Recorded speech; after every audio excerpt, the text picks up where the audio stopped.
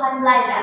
Nah, pengertian kebutuhan adalah segala sesuatu yang diperlukan manusia untuk kesejahteraan hidupnya. Sedangkan pengertian kebutuhan belajar adalah suatu proses atau upaya yang dilakukan oleh individu atau kelompok untuk mendapatkan perubahan tingkah laku, baik pengetahuan, sikap, keterampilan atau nilai positif sebagai suatu pengalaman dari berbagai materi yang telah dipelajari. Sehingga pengertian dari kebutuhan belajar adalah merupakan segala kebutuhan baik secara individu maupun kelompok yang berupa keinginan untuk memiliki pengetahuan, sikap, dan keterampilan tertentu. Nah, teman-teman, kita masuk dalam alasan pentingnya kebutuhan belajar dalam pendidikan.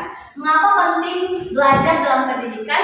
Yaitu yang pertama, kebutuhan merupakan bagian dari kehidupan manusia. Dalam kehidupannya, secara dia menjalani kehidupannya, pastinya setiap manusia berpikir serta berbuat tentang apa yang ingin dia penuhi dalam kebutuhan hidupnya.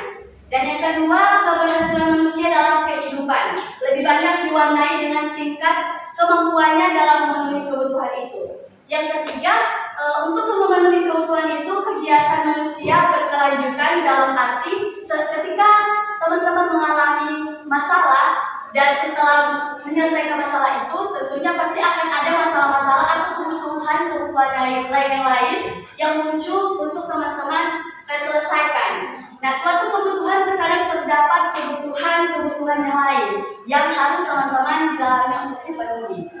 Kemudian kita masuk dalam karakteristik pendidikan orang dewasa. Nah, yang pertama, proses pembelajaran orang dewasa lebih mengarah kepada proses pendewasaan diri.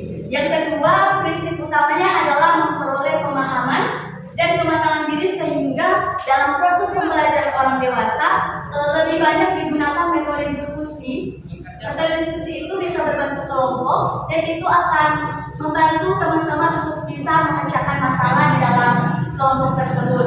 Nah, kemudian yang ketiga, orang dewasa akan siap belajar jika materi yang dia dapatkan itu sesuai dengan apa yang dia rasakan. Mungkin menurut orang dewasa ketika mendapatkan seperti itu merasa bahwa itu lebih gampang untuk diselesaikan. Nah, kemudian keempat, pengembangan kemampuan yang diorientasikan belajar terpusat kepada kegiatannya. Selanjutnya kita masuk dalam masalah pembelajaran orang dewasa. Masalah pembelajaran orang dewasa yang pertama, masalah yang menyangkut motivasi. Nah, kita tahu bersama bahwa banyak orang dewasa yang ketika merasa dirinya sudah tua, mereka lebih suka untuk dilatih. Mereka tidak suka kalau ada orang-orang yang lebih muda melatih orang-orang tua tersebut atau orang-orang dewasa remaja. Dan ketika ada proses pembelajaran, ketika ada yang lebih muda memberi pelajaran kepada yang lebih tua, maka yang lebih tua itu merasa bahwa dirinya sudah tidak ada motivasi atau motivasinya sudah merasa rendah karena dilatih oleh anak-anak. Seperti ini, tentunya kita harus melakukan suatu metode pendekatan agar orang dewasa akan lebih siap atau mereka merasa bahwa ternyata dirinya itu memiliki dorongan dari orang lain. Nah, kemudian hal yang menyangkut merupakan kebiasaan. Nah, maksud dari masalah ini yaitu orang dewasa sering mempunyai kesulitan untuk memperbaiki kesalahan yang telah menjadi kebiasaannya. Nah, mereka bahkan cenderung mengulangi kesalahan yang sama, padahal mereka sudah tahu bahwa itu adalah kesalahan. Nah, di situ perlu proses pembelajaran agar orang dewasa bisa tahu di mana letak yang benar dan yang salah, walaupun mereka sudah dikatakan dewasa. Kemudian permasalahan yang menyangkut daya ingat yang buruk. Nah, teman-teman, dalam permasalahan ini orang dewasa cenderung memberi nilai rendah terhadap kemampuannya mempelajari sesuatu, terutama hal-hal yang baru. Mereka tidak percaya diri akan hal-hal yang baru yang akan mereka lakukan, sehingga orang dewasa akan belajar dengan kemampuan yang maksimal bila yang dipelajari sesuai dengan kepentingan atau kebutuhannya. Jika menurut mereka itu tidak penting untuk kebutuhan mereka, maka mereka tidak akan maksimal melakukan proses pembelajaran tersebut. Kemudian yang terakhir, permasalahan yang menyangkut penolakan terhadap perubahan.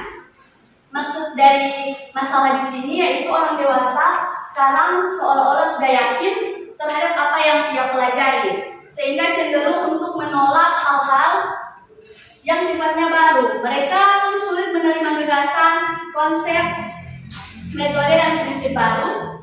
Hal ini menyebabkan mereka bertindak secara otoriter sebagai cara untuk mempertahankan diri.